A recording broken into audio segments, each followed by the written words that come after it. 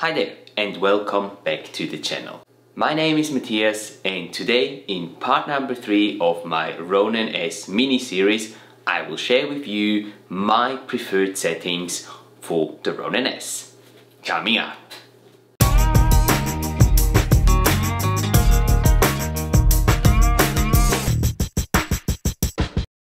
Thank you very much guys for tuning in again. Today is going to be a short and simple video where I'll share with you my favorite settings in the Ronin-S app.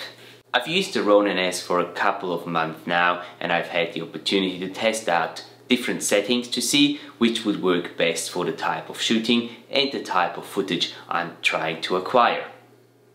Now, as most of you know, the Ronin-S features 3 separate individual settings that you can preset so that once you're on location shooting you can quickly access all 3 of those different settings.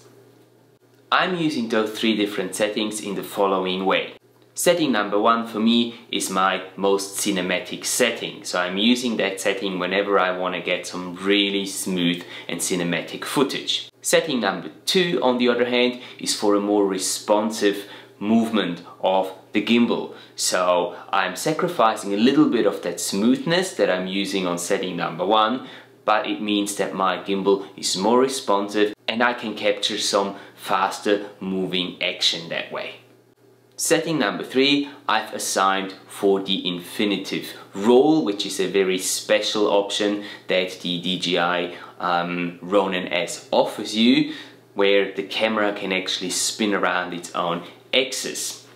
Now, looking at the different parameters I'm using for each of those settings, you do want to go into the configuration menu in your Ronin-S app and then go into smooth track. Now, looking at mode 1 first, we obviously have the smooth track on. I also have the push pan on, and down in the parameters I've got the speed set to low, I've got the deadband set to medium, and I've got the sensitivity set to low. This is on the pan axis. On the tilt axis I have the smooth track again on, same with the push tilt, and we have speed on low, deadband on medium, and sensitivity on low again.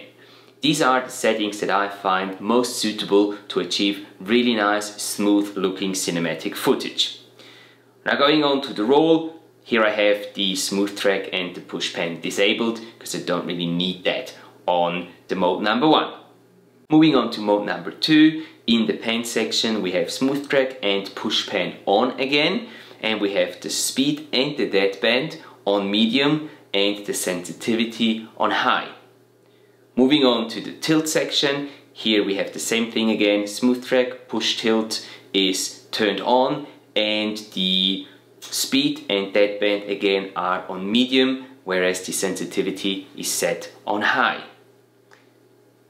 And on the roll axis, same as we've had it on the mode number 1, this is disabled. These settings I find ideal if you want to have a smooth movement, but you want to be a little bit more responsive than what the cinematic mode or the cinematic settings that I've just explained before will give you in mode number 1. Moving on to mode 3, this is the one that we use for our infinitive spin, where the camera can rotate around its own axis, which is very unique to the Ronin-S. In the pan section we have the smooth track and the push pan disabled. Same goes for the tilt section, and in the roll section the same thing again. We have everything disabled here simply because we don't want any movement that we do with the gimbal. We don't want any of that movement to be transferred onto the camera. We're only using the joystick once we've positioned the camera for that infinitive spin to be able then to rotate the camera, so we don't need to have anything enabled here. Now, obviously there is another mode that we can also use, and that is our sports mode. By just pressing down on the mode button on the back of your Ronin-S, you will then get some very responsive movement out of the gimbal, which is perfect for sports videography if you're trying to keep track of some fast moving action.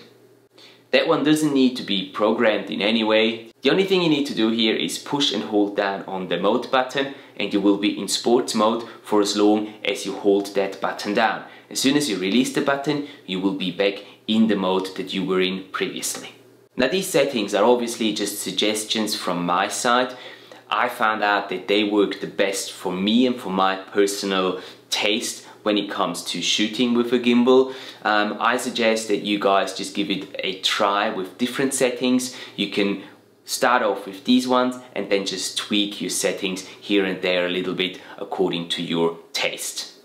I hope this video was useful to you. I hope you got something out of it. I hope it helps you to master the use of your Ronin-S and to get the footage that you want to get out of it.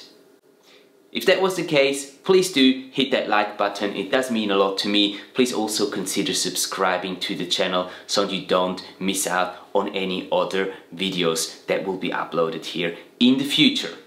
And if you haven't checked out the rest of my Ronin-S mini-series, please feel free to click the link up here and have a look through the other videos. So thanks again for watching, guys, and I will see you in the next video.